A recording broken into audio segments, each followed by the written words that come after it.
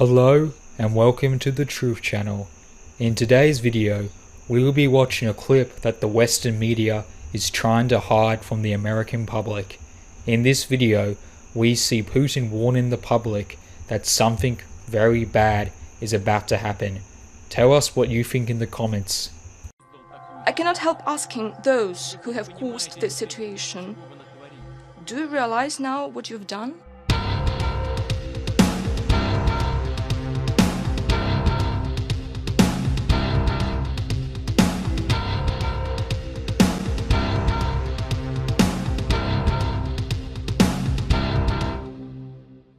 Speaking nearly a month ago, President Vladimir Putin at the International Economic Forum in St. Petersburg, Russia, warned the group of international journalists there repeatedly that Europe, the United States, and Russia were drifting towards full-scale war.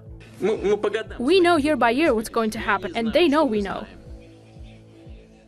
It's only you that they tell these fables and you buy it and spread it to the citizens of your countries.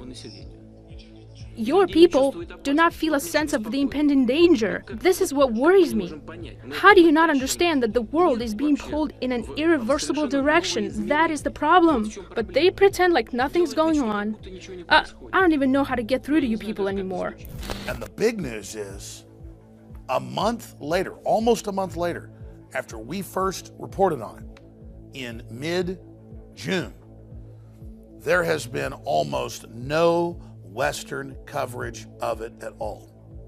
And that's exactly what Putin was getting at. Whether you love Putin or hate Putin, if the leader of Russia, with thousands of intercontinental ballistic missiles and cruise missiles, is telling the West, I don't know how to get through to you, your media is controlled, you're being manipulated, NATO is putting missiles on our borders, we're having to move missiles in, you've overthrown Ukraine, you're on an offensive, you're funding and protecting radical Islam, do you know what you've done?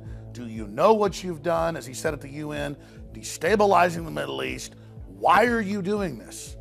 Where are the sound minds across the political spectrum who should be stopping this? Russia has 3 overseas military bases. You have hundreds. You have your spies inside our country trying to overthrow it. You have your CIA people trying to get into our embassies. You are at war with us. And the average American, the average European, the average Brit is not aware of this. Another threat that President Obama mentioned was ISIS.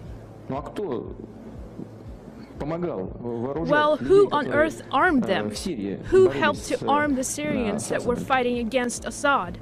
Who created the necessary political climate that facilitated this situation? Who pushed for the delivery of arms to the area? Do you really not understand as to who is fighting in Syria?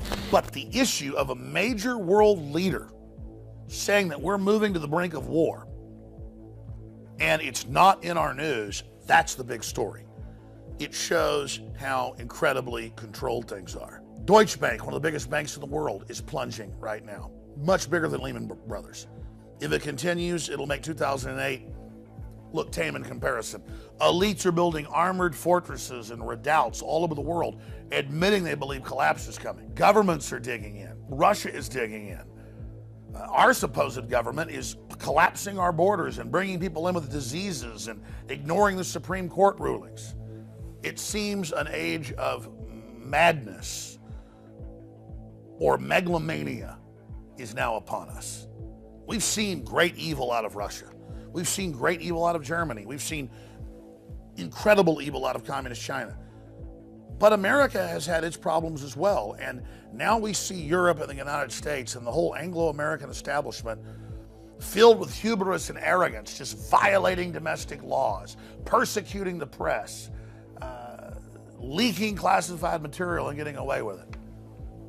This is the stuff that collapses and major wars and calamities are made of. And most historians point out the parallels between the start of World War I and what we now see happening today, and the parallels with the start of World War II and the climate politically we see today.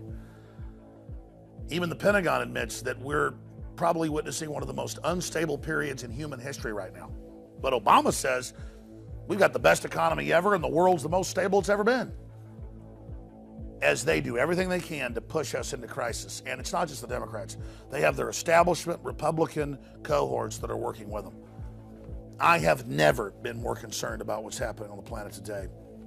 And if we're able to raise the alarm, you, the freedom lovers out there, the people that want to have a civilization, the people that don't want to have war, if we're able to come together, whether we be black, white, old, young, conservative, libertarian, Catholic, Muslim, whatever it is, we cannot continue to have these conflicts. We cannot continue to have this globalist crisis brand where they stir up the problems, exacerbate the crises, and then gain power out of it.